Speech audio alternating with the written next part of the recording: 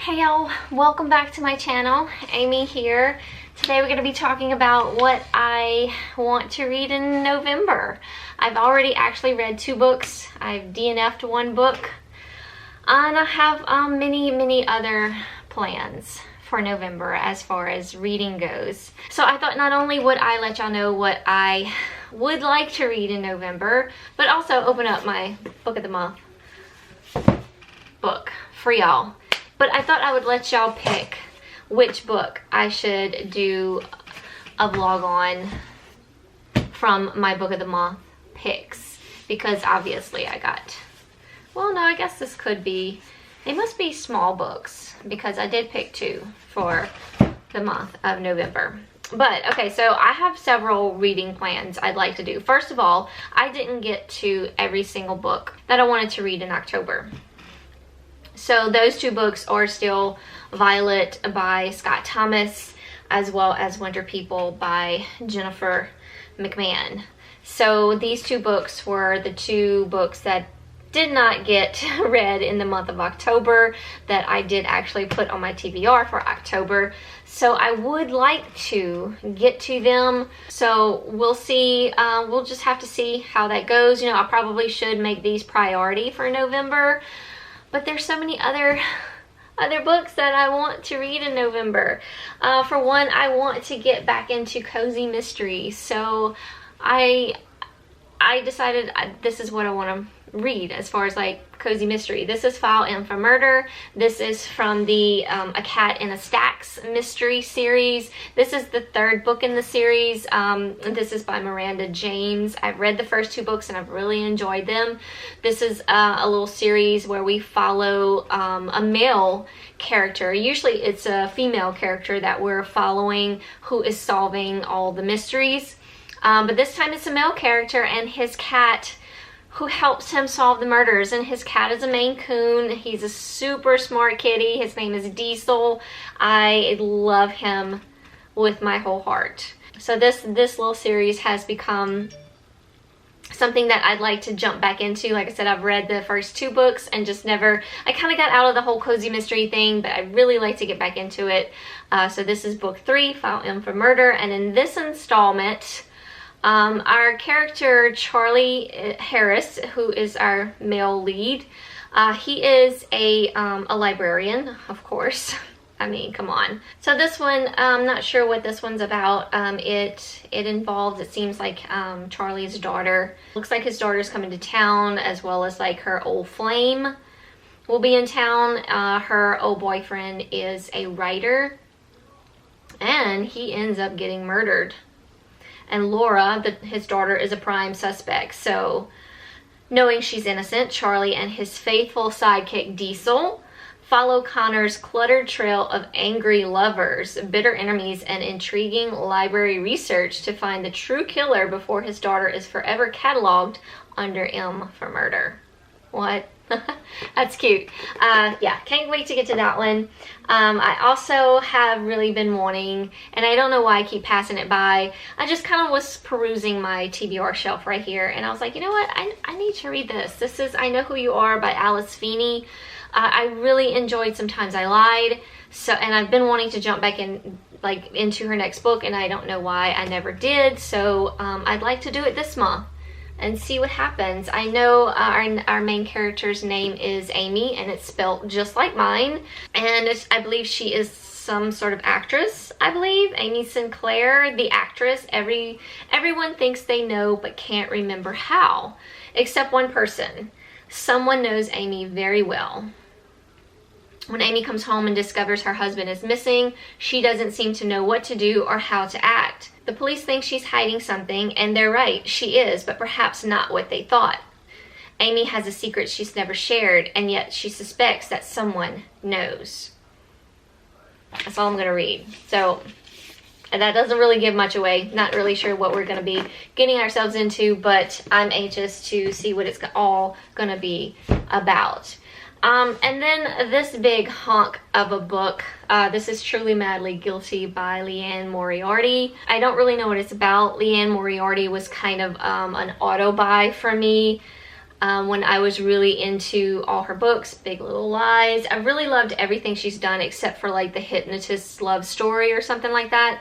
Really wasn't crazy about that one. But everything else I've really enjoyed. So I read the synopsis when I was choosing this book, and it just completely confuses me. So I have no idea what we're getting into here. There's, it seems like a couple characters mixed into the mix. Sam and Clementine have a wonderful, albeit busy life. So I'm guessing they are a couple. Clementine and Erica are each other's oldest friends, but there's a complicated relationship. So when Erica mentions a last-minute invitation to a barbecue with her neighbors, Tiffany and Vid, Clementine and Sam don't hesitate. Having Tiffany and Vid's larger-than-life personalities there will be a welcome respite. 2 months later, it won't stop raining, and Clementine and Sam can't stop asking themselves the question, what if we hadn't gone? I'm like completely thrown off by this synopsis. I don't know what that means. I don't know where we're going with this. Is this a mystery? Did something happen? It gives nothing away, which is fine. Completely fine. So we'll put it in there and just see how it goes. Also, Debbie, I think I mentioned this in my my Halloween vlog. Debbie let me borrow this book. This was her book of the month pick from last month. The Girl in the Mirror by Rose Carlisle. She really enjoyed it. She said she flew through it. It's sort of a small book. So she let me borrow it. I didn't get this as my book of the month. I looked at it, but I was like, I don't know. I don't know if that's gonna like make me angry, because it has to do with twin sisters, and one of the twins like makes the other twin's husband believe that she's that twin, and all that mix-up does is it just pisses me off, really, and it annoys me that this person is trying to be the other person, and they're like fooling the husband. I don't like that. I don't like that, but Debbie assures me that it's really, really good. So we'll see. I'm gonna put it on the list and we'll see how it goes. As far as the books that I've already tried to tackle this month, I am currently reading, I'll put a picture of it here. This is Headlines. I think that's the third book in the Primetime series by Ella Frank. I just started reading it like yesterday or something like that. So I'm just into it. I think I'm on like chapter 4, 5, 6, something like that. Very early on in the chapter. It's just the continued story of Xander and Sean, where they left off from the second book. So it's definitely a series that you have to read in order. It's only 3 books. I recommend it. I'm really enjoying it. The second book wasn't as good as the first book. This one so far is not spectacular, but I still like Xander and Sean's character, and I like how their relationship is coming together. Sean was considered straight, and now he's definitely very much into Xander. So it's, kind of the straight gay kind of story, hate to love kind of story. There's also like Sean is Xander's best friend's older brother, and Xander actually dated his best friend, and they decided that they couldn't date, that they can only be like just good friends. Bailey, who is the younger brother, it's very confusing. He's not taking the news of Sean and Xander together as a couple very well in this book. So we'll see how it goes, but that's what I'm currently reading right now. I started the month off with Heaven is for Real by Todd Burpo. Todd Burpo is the father of young Colton Burpo. Colton Burpo had a sort of life after death sort of experience when he was in surgery for ruptured appendicitis. So it says a little boy's outstanding story of his trip to heaven and back. So I did read that. This is sort of like my nonfiction book for Nonfiction November. I'm not really doing Nonfiction November, but for some reason I really wanted to read this. It's been on my TBR for years. I can't even tell you when I bought this, but I was always fascinated with the story. I never saw the movie. I really would like to see the movie. But I've always been fascinated with things like this. I love sort of the idea of life after death. We won't get into that. I'm a Christian woman over here, so it really gave me more faith or more hope in my faith. It's hard to explain, but I really enjoyed it. It was very heartwarming. Yeah, it was a very good read. Then I tried to tackle the Dirty Book Club. Like I said, I was kind of going through my bookshelf and trying to like maybe start reading like the oldest books on my bookshelf. This was one of them. I DNF'd it after like, I don't even know, maybe chapter 12. I just couldn't do it anymore. I was trying my hardest, but I couldn't do it anymore. I would like to watch the movie. The movie seems really fun. I heard good things about the movie, but as far as the book goes, it was not grabbing me at all. This is by Lisa Harrison. This is about a young girl that moves to, I think it's California, to be with her boyfriend, who is a practicing physician or whatever. He's over there looking to start his practice, and he just bought an apartment over there. And she was living in New York as working for this magazine, but she was struggling. She lost her family a couple years ago, and so he kind of talked her into moving with him to maybe, you know, kind of start over. And then she ends up meeting like this like elder lady. She's like in her 60s probably, and this elder lady introduces her to the Dirty Book Club that her and her friends started like years ago. And then supposedly MJ was to meet a bunch of girls, because she, or a little small group of women, I guess, and sort of take over like this book club of reading these dirty books. But I never really got any further than that. I mean, it sounds really cute and fun. Very much woman's, like a chick lit kind of thing right here. So if you're into that, you probably would like it. It just didn't, it's not what I was looking for. And the writing was just very boring. I just couldn't get into it. So I DNF'd it. So there you go. And then I picked up In a Dark, Dark Wood by Ruth Ware. I actually really like this. I'll try to not say much about it and leave it for my wrap up at the end of November. But I'm just going to tell you right now, I really, really liked it. It was about a young woman who is a writer, and she gets an invitation to go to a hen party, which is aka a bachelorette party. If you live in the US, I guess in the UK, it's a hen party. She was invited by the maid of honor of a longtime school friend of hers. So she was wondering, you know, why was she invited, and she's never really kept in touch with this friend. It's been like 10 years. She wasn't invited to the wedding, but she was invited to the bachelorette party. So you can only imagine why.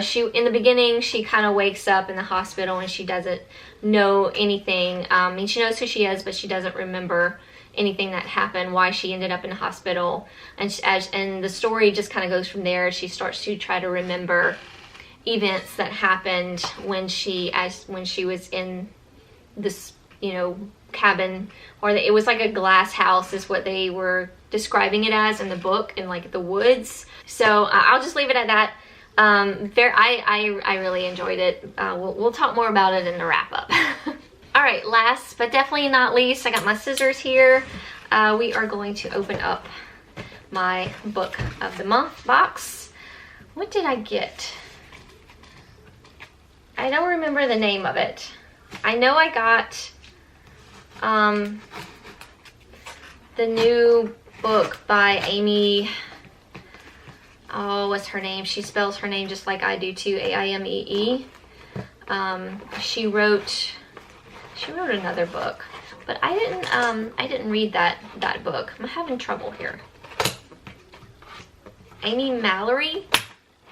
Right.